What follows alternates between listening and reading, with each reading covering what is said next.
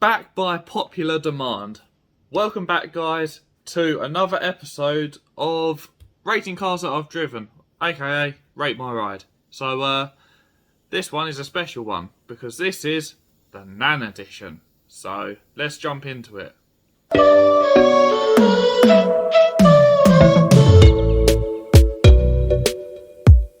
Tidy your old plates. Do they look stupid? Get them out of here. UMR plates, go check them out. They do all sorts of designs, all sorts of styles, all sorts of sizes. And that's not all. Come with me. They also make show plates. Go check them out. Links in the description. And yeah, go do some buying. ZG15 for 15% off, free shipping, and sticky pads.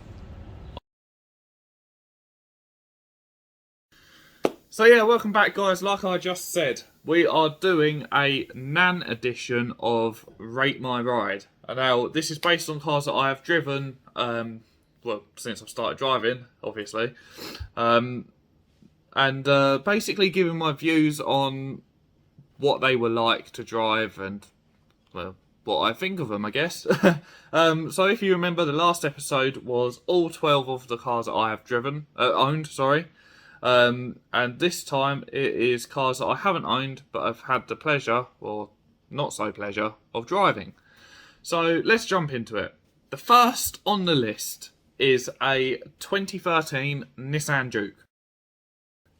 Now, I know that you guys have probably already switched off, but hear me out. So yeah, this Nissan Juke that I drove was my parents' car. It was a 1.6 petrol, 2013 plate, so it's pre-facelift.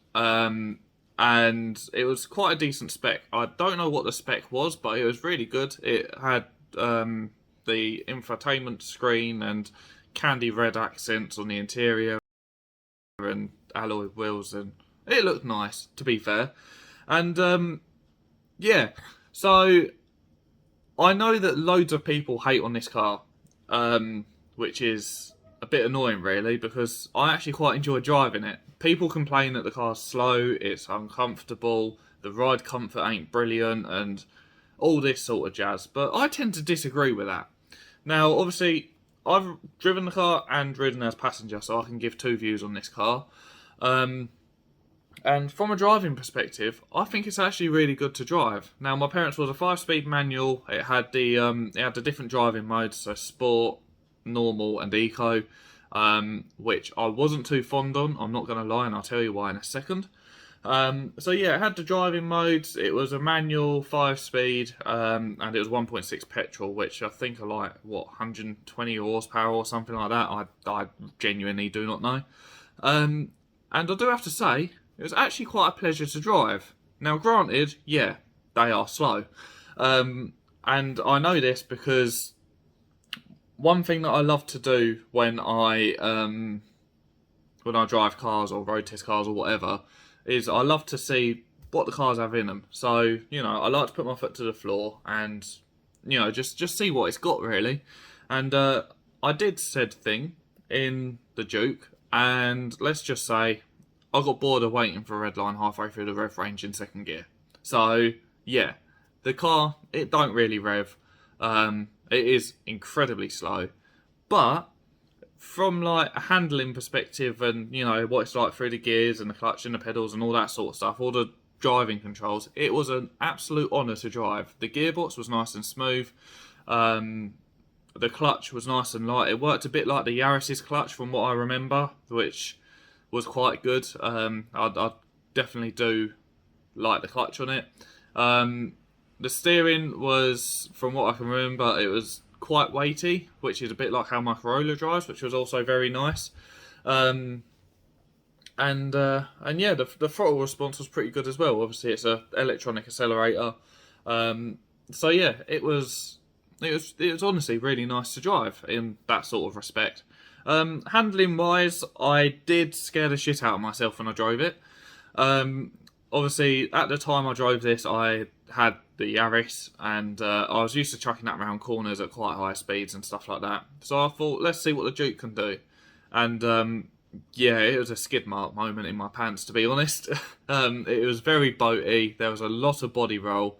and I did have to slow down quite dramatically and quite quickly as I entered the corner because I knew I just wasn't going to make it at the speed I was going at, which wasn't particularly fast. If I'm right in saying, I think I took this corner, which was on a dual carriageway, at about 55, 60.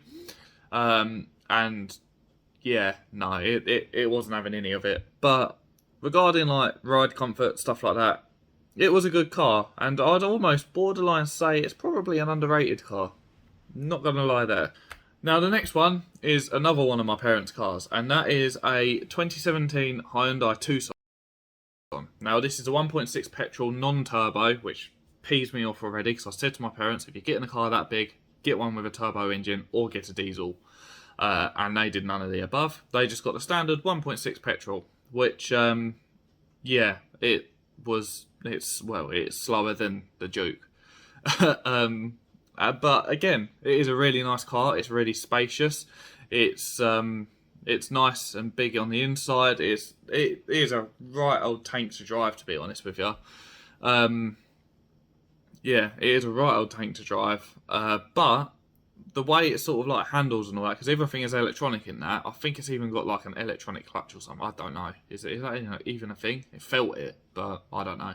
But yeah, it had like electronic power steering, throttle, all the good stuff. It's got a 6-speed manual, which again was another really nice gearbox. I've never really liked Hyundais, especially the older ones, but I do have to say the newer Hyundais are actually really good cars.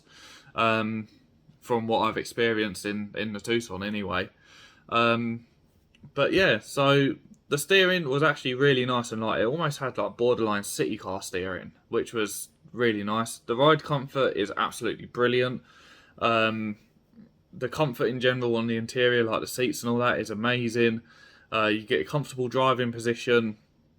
And the clutch is really weird because it's sort of, as you release it, the reason why I say it feels electronic is because as you release it, it's like you press a button, it just sort of, you get to a point and then it just goes. Instead of it edging forward slowly, it sort of just hops forwards. Really weird, and it was quite weird to get used to, but again, it is actually, when you drive it, it's really nice once again. So yeah, that was the Hyundai Tucson. And now onto a car that I don't really want to talk about, but because it's in an edition, I'm going to. And that is a 2011 Renault Clio 5-door, 1.2.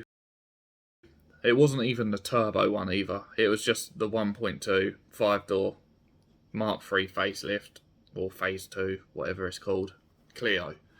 Now, I did not drive this very far. In fact, I barely drove it up my road, so this one semi don't count, but it was an atrocious experience, to be honest. The clutch bite was hideous. It didn't have a clutch bite until you was practically off the pedal.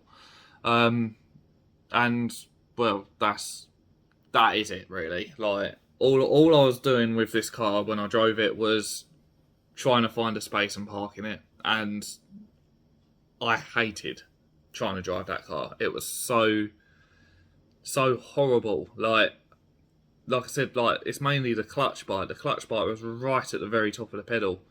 And yeah, no, it really ain't for me. So that one, short and sweet, and done. The next one was a 2002 or 2003, can't quite remember, Skoda Fabia 1.4, I think this was. Now this was a really sort of oddball to drive.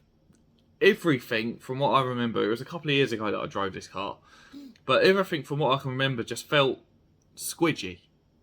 Like, the clutch was squidgy, the brakes were almost non-existent, and the accelerator pedal just didn't really feel like it's connected to anything. The steering, on the other hand, was actually quite nice. It was nice and tight and quite responsive. And to be fair, the car itself, because I did gun it again, was actually pretty quick on acceleration.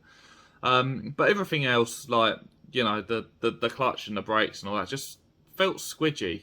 The gearbox was good though, but yeah, that's pretty much all I've got to say with that one, to be honest. And now, I've spoke about this car in a previous video that I made. I think it was like about my driving history or something, listing every car I've driven. I can't remember. It's about a year ago I made it.